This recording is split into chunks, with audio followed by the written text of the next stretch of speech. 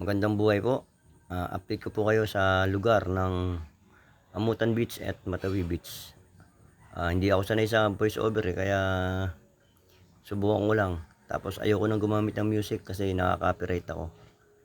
So papakita ko sa inyo yung mga nagbago, nasalanta at nagmuling nalinis yung mga karagatan natin at saka mga beaches. Napakaganda na ngayon.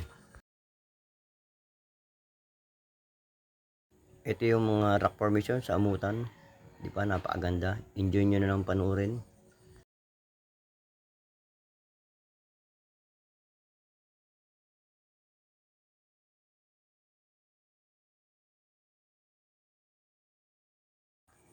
Na nasa lang tayo mga cottage, pero malinis na ngayon dahil nawala na lahat yung mga cottage sa tabing dagat, di ba, lalong gumanda.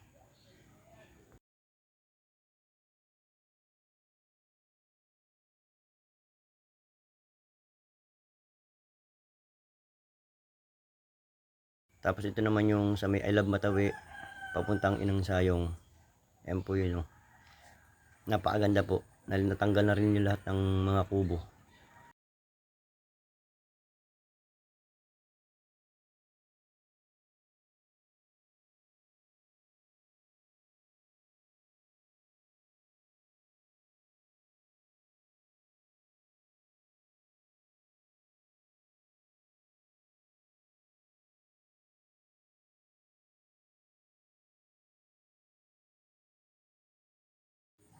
O dito sa part ng Amutan Beach, dito maraming nasira at na wasak ng mga kubo.